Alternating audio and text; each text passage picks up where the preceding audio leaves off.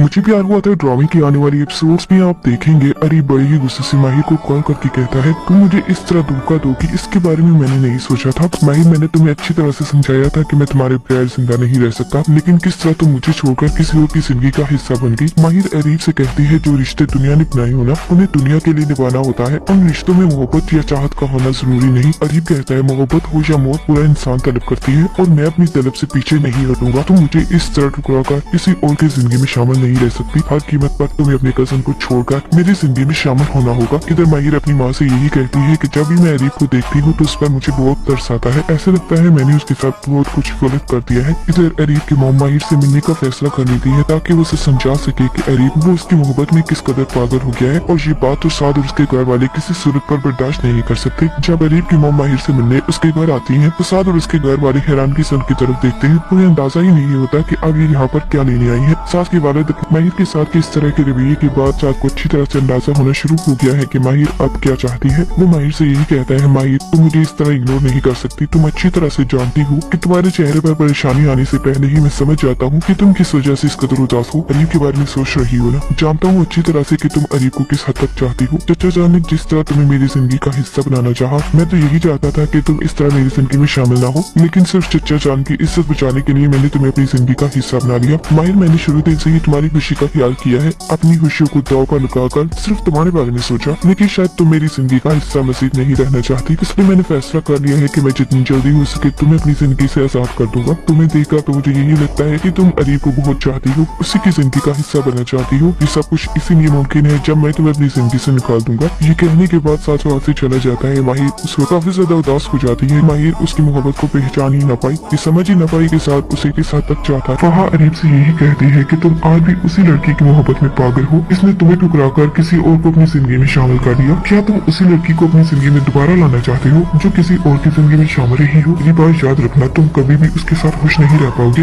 वो लड़की सिर्फ धोखेबाज है। अरीब, मैं तुम्हें बचपन से जानती हूँ। तुम जब एक बात की जिद कर लेते हो तो जब तक तुम उस चीज को हासिल नहीं कर लेते तुम्हें दिली सुकून नहीं मिलता। और तुम्हें देखकर तो मुझे यही लगता है कि माहिर अब तुम्हारी जिद बन चुकी है। वहाँ हर रोज माहिर के खिलाफ अरीब के कान बनना शुरू कर देती है। यही वजह है कि अब अरीब के दिल में माहिर के लिए बदले की आग जन्म ले रही है। अरीब को यही लगता है कि माहिर ने उसके साथ बेवफाई की है और वो इसी बेवफाई का बदला माहिर को अपनी जिंदगी में शामिल करने के बाद लेगा। वो उसे इस कदर नफरत करेगा कि माहिर साथ के बारे में सोचने पर मजबूर हो जाएगी कि किस तरह साथ हर मुश्किल घड़ी में उसका साथ देने की कोशिश कर रहा था, लेकिन तब माहिर को सिर्फ अरीब की फिक्र थी। लेकिन अरीब की जिंदगी में शामिल होते ही अरीब की असलियत उसके सामने आ जाएगी। अरीब माहिर को लेकर काफी ज्यादा परेशान हो जाता है। माहिर, मैंने तुम्हें लेकर क्या नहीं सोचा कि असल धोखा तुमने मुझे दिया है, बेवफाई की है तुमने मेरे साथ, लेकिन मैं समझ ही न पाया कि मेरी मॉम मेरी ही खुशियों की इस तरह दुश्मन बन जाएगी। उन्होंने एक दफा अगर मेरी खुशियों का ख्याल किया होता ना तो आज तुम मेरी जिंदगी का हिस्सा होती, किसी और की जिंदगी में शामिल होने के बारे में सोचती तक ना। बस एक दफा मैं तुमसे मिलना चाहता हूँ, अपने दिल की सारी बातें बताना चाहता हूँ। तुम्हें किसी और का होता हुआ देख ही नहीं सकता। अरीब माहिर से मिलने का फैसला कर लेता है। माहिर कर वो अगले ही दिन माहिर के घर जाकर उनसे यही कहता है माहिर, मैं तुम्हें धोखा देने के बारे में सोच भी नहीं सकता। आज भी मैं तुमसे इतनी ही मोहब्बत करता हूँ जितनी पहले करता था और अंदाजा है मुझे